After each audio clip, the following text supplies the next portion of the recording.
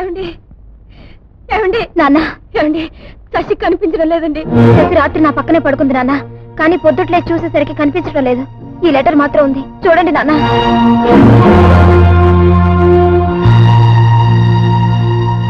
చదివి వినిపించమ్మా.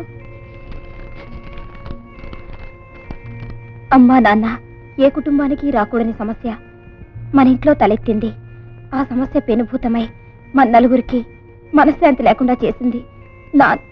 నాన్నగారి కళ్ళల్లో ఇంతటి కోపాన్ని, నీ ముఖంలో ఇంతటి బాధను నాకు ఊహ తెలిసాక నేను చూసి ఎరగను.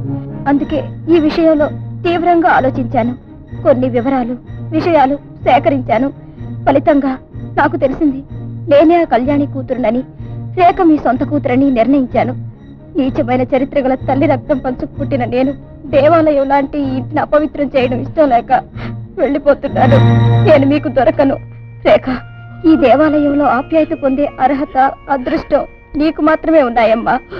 అమ్మని నాన్నని జాగ్రత్తగా చూసుకోమ్మా. శశి, నేను నమ్మను. శశి కూడా నా కూతురే. నా కోసం నా బిడ్డ బలైపోవడానికి నేను ఒప్పుకోను. బాబు, ఎవరో కళ్యాణ్ గారంటే తమ కోసం వచ్చారు.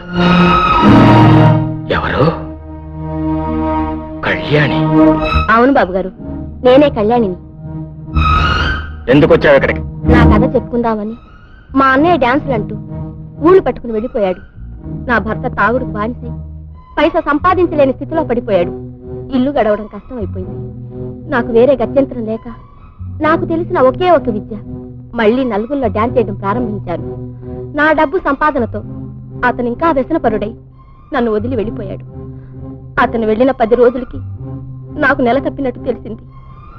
నాకు నెలలు పెరిగే కొద్దీ డాన్స్ చేయడానికి వీలు పడలేదు. చివరికి చావు బ్రతుకుల మధ్య ఊహసలాడుతూ ఒక డాక్టర్ గారిని ప్రాధాయపడ్డాను. ఆ పుణ్యవతి నాకు పురుడు పోసింది. 12 బిడ్డని కన్నాను. అన్నం పెట్టలేని తల్లి దగ్గర నా బిడ్డ నరకయాతన పడకూడదని, మరే మహాతల్లి నీడ చేరుకున్నా నా బిడ్డ సుఖపడుతుందన్న స్వార్థంతో పురుటి కందుని ఆసుపత్రిలోని వదిలి వెళ్ళిపోయాను. అయితే ఇన్నాళ్ళు ఎక్కడున్నావు? నేను అనుభవించిన నరకం పగవాడికి కూడా వద్దు బాబు గారు. ఎన్నో ఊళ్ళు తిరిగాను, ఊడిగం చేశాను. వయసు పైన పడుతున్న కొద్దీ నా కన్న బిడ్డను చూసుకోవాలన్న కోరిక పెరిగింది. ఈ ఊరు వచ్చాను. ఆసుపత్రిలో విచారించాను. నా బిడ్డ ఇక్కడ పెరుగుతుందని తెలిసింది. అది పుట్టగానే దాని మెడ మీద పుట్టుమచ్చ చూసి దానికి రాజభోగం ఉందని అనుకున్నాను. అందుకే అది ఇంత గొప్పింట చేరగలిగింది. నువ్వు చెప్పేది నిజమేనా? నీ కూతురు మెడ మీద పుట్టుమచ్చ నువ్వు చూసావా? చూశాను బాబు గారు. అదొకటే నా కూతురిని పోల్చుకోవడానికి మిగిలిన గుర్తు. అయితే సందేహం లేదు, నీ కూతురే శశి. శశి నీ కూతురు. అది నా కూతురు పేరా బాబు? ఏది, ఎక్కడుందమ్మా నా బిడ్డ? ప్రస్తుతానికి ఇక్కడ లేదమ్మా. లేదా? నా బిడ్డ ఇక్కడ లేదా? ఏం చేశారమ్మా నా బిడ్డని? నిజం తెలిసాక మా మధ్య ఉండలేక సిగ్గుతో సగం చచ్చి మరీ పారిపోయింది. అయ్యో, నా బిడ్డ నక్కును చేర్చుకుందామని గంపెడ ఆశతో వచ్చానే. ఏం చేశారు నా బిడ్డని? ఎక్కడ దాచారు చెప్పండి.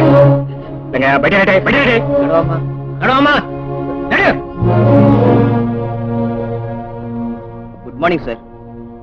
yes, good morning. what's the matter? Excuse me sir, ఉదయం ఊరి చివరి నది ఒడ్డున కొన్ని వస్తువులు దొరికాయి. వాటి మీద శశి అని పేరు ఉండటంతో మీ అమ్మాయి ఏమైనా తీసుకొచ్చాం. చూడండి సార్.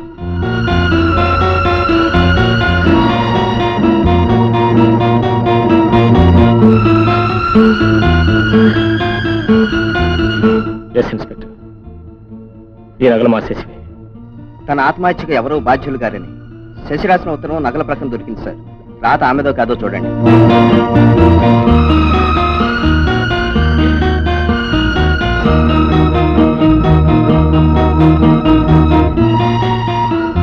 మా శశివరాత్రి. Extremely sorry sir. శవాన్ని బయటికి తీయడానికి శాశక్తిలో ప్రయత్నించాం, దొరకలేదు. వివరాలు ఏమైనా తెలిస్తే ఇన్ఫార్మ్ చేస్తాం. వస్తాను సార్. Thank you.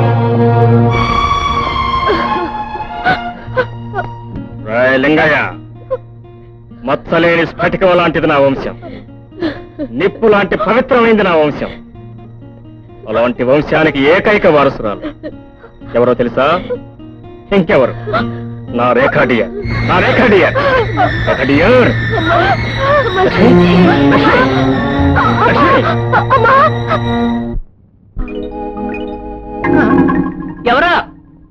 నేను మావా బాబుని మావా ఏంటో పిలుపు మారిందో నువ్వు చెప్పు రత్నం.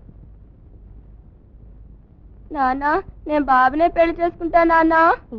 నీ ముఖాన్ని ముద్దులట్ట దొంగ జాతకాలు చెప్పేవాడితో పెళ్లి అంటే నిన్ను అని కలిపి బాస్తారా జనం? అది నాకు అనవసరం నాన్న. పెళ్లి అంటే చేసుకుంటా, నేను బాబునే చేసుకుంటా. పగిలిపోయిన భూతత్వం తప్ప ఆడ దగ్గరే ఉన్నా ఆయన పెళ్లి చేసుకోవడానికి. మావ పెళ్ళంటే పగిలిపోయిన భూతత్వాలు కళ్ళజోళ్ళు కాదు మావ, రెండు మనసుల కలయిక. కలయిక నోర్మయ్య పిల్లకింత కూడట్లే పెళ్లి ఎవడు చేస్తాడరా? మావ ఇదేనా నీ మాట? అయితే నా ప్రతిజ్ఞ విను. 10 రోజుల్లో నీ కూతురు నగలబెట్టి పెళ్లి విషయం నీతో మాట్లాడకపోతే నా పేరు బావే కాదు, ఇదే నా భీష్మ ప్రతిజ్ఞ. రేఖ రేఖ పిలిచారా నాన్న? ఆవిడెందుకు వచ్చింది అడుగు. అమ్మనా? అవును మీ అమ్మనే. ఎందుకమ్మా ఇలా వచ్చావు? ఏం లేదమ్మా, రేపు 10వ రోజు. దేనికి 10వ రోజు? అదే శశి చచ్చిపోయి 10వ రోజు. అయితే సాంప్రదాయం ప్రకారం శశికి కర్మ చేయవలసిన బాధ్యత మనకుంది. ఆ కర్మ చేయవలసిన బాధ్యత మనకే ఉంది. ఆవిడికి తల్లి ఉంది, మేనమా ఉన్నాడు. మన ఇంట్లో పెరిగిన పిల్ల, నా చేతి గోరు ముద్దులో తిని పెరిగిన బిడ్డ. మన కర్మకాండ జరిపించి ఇన్ని నువ్వులు నీళ్లు వదలకపోతే దాన్ని ఆత్మ శాంతించదండి. శాంతించిన ఆత్మ ప్రేతం అవుతుంది. అయితే అవనే, నాకేం సంబంధం లేదు. అది కాదు రేఖ, ఇప్పుడిప్పుడే ఈ ప్రళయం మర్చిపోవడానికి ప్రయత్నం చేస్తున్నా. మళ్ళీ ఈ ప్రసంగం తీసుకొచ్చి వారిపోయే మంటల్లో అర్ఘ్యంపోయేదని చెప్పు. నాన్న, మీకు చెప్పదగిన దాన్ని కాదు నాన్న, కానీ అమ్మ చెప్పేది నిజమే అనిపిస్తుంది. శశి చనిపోయే ముందు ఈ ఇంట్లో మనతోనే కలిసి ఉంది. 16 ఏళ్ల కాలం విడదీయలేని బంధాన్ని పెంచుకుంది. ఇన్నేళ్లుగా కూతుర్ని వదిలేసిన ఆ తల్లి శశి కర్మకాండ చేస్తుందని నమ్మకం ఏంటి నాన్న? శశి అనాథ ప్రేతంగా మారిపోవడం మీకు మాత్రం ఇష్టమా? శశి పేరుతో ఇదే చివరి కార్యం కాదనకుండా ఆలోచించండి నాన్న.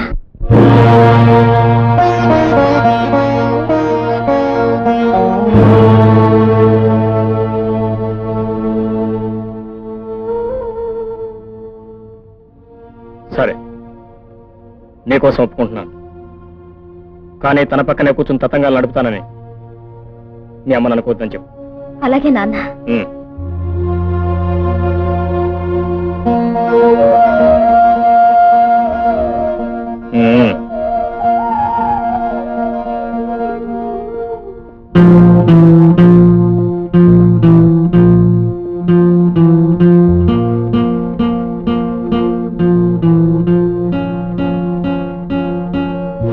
దీన్ని పచ్చముత్యం అంటారండి అయ్యా. ఇది సామాన్యమైంది కాదండి అయ్యో. మీరు ఆర్థికంగా దినదిన ప్రవర్తమానలై కుబీర్లైపోతారండి అయ్యా. పిల్లల మీద ప్రేమ ఉండాల్సిందే కానీ ఎప్పటికైనా పరాయింటికి వెళ్ళే ఆడపిల్ల మీద అంత ఆపేక్ష పెంచుకోకూడదు గారు.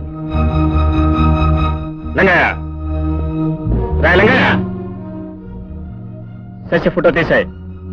బాబు గారు శశి ఫోటో తీసాయి, నీకే చెప్పేది.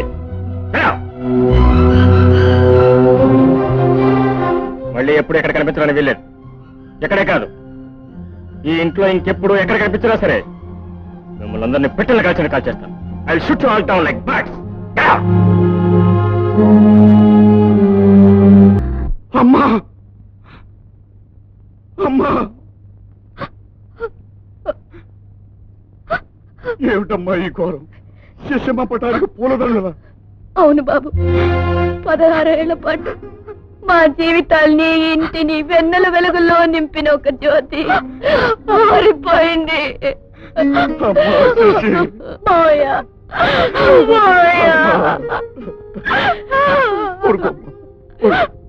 ఏమిటి మీరంటున్నది? అవును బాబు, నిశ్చితార్థం రోజున జరిగిన గొడవల్లో ఆ ఇంట్లో ముసిరిన చీకట్లను తొలగించడానికి ఆత్మార్పణ చేసింది. శశి చచ్చిపోయింది. వద్దు, మీకు దండం పెడతాను. నాకింత విషయం ఇచ్చి చంపేయండి అమ్మా. నిన్ను నీళ్లలోంచి బయటకు తీసింది విషం ఇచ్చి చంపేయడానికి కాదమ్మా, విషయం తెలుసుకుని సాయపడ్డానికి. నీకు తెలీదు, నేను బ్రతికుంటే మా అమ్మ నాన్నలకి మనశ్శాంతి ఉండదు, నా తోడబుట్టిన దానికి సుఖం ఉండదు. ఆ ముగ్గురిని అనుక్షణం నరకయాతన పెట్టే బదులు నేనొక్కదాన్ని చచ్చిపోతే. చావు జవాబు లేని ప్రశ్నమ్మా, కానీ ఏ సమస్యకి పరిష్కారం మాత్రం కాదు. పెద్దదాన్ని, అనుభవంతో చెప్తున్నాను. కోయిల గుడ్డు పెడుతుందే తప్ప పొదగలేదమ్మా. అంచేత ఆ గుడ్డుని కాకి గూటికి చేరుస్తుంది. కాకి ఆ గుడ్డు తన గుడ్డేననుకుని పొదిగి పెంచి పెద్ద చేస్తుంది. కోయిల కూత నెరవగానే కాకి గ్రహించి తన గూట్లోంచి గింటేస్తుంది. అంత మాత్రం చేత కోయిల చచ్చిపోదమ్మా. పట్టుదలతో తన గొంతులో అందాల్ని సంతరించుకుని తన గానంతో ఈ ప్రపంచానికి విందు చేస్తుందమ్మా. అమ్మా, నీ బాధ నాకు తెలుసమ్మా. నీకు నీ ఇంట్లో స్థానం లేదు నిజమే, కానీ ఈ ఆశ్రమం నీకు ఆశ్రయం ఇస్తుందమ్మా. రా చెప్తాను.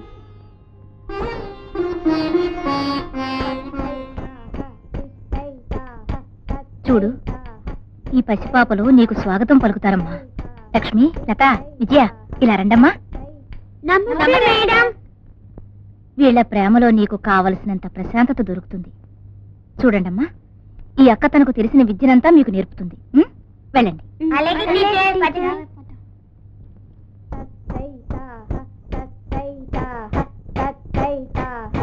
శశి, నీకు తెలిసిన నాట్యాన్ని ఈ పిల్లలకి నేర్పు. ఆ విధంగా నీ జీవితానికి ఒక పరమావధి ఏర్పరచుకోమ్మా. కానీ నేను ఇక్కడున్నట్లు మా వాళ్ళకి తెలిస్తే? ఎట్టి పరిస్థితుల్లోనూ నాకుగా నేను తెలియనివనమ్మా. ఇక నుంచి నీ పేరు శశి కాదు, శారద. అమ్మా, శశిగా కాకిగూటిని వదిలావు. శారదగా నీలో నిద్రాణమై ఉన్న కళను మేల్కొల్పమ్మా. కళారాధన అన్ని బాధలకు కష్ట నష్టాలకు దేవుడిచ్చిన మందు.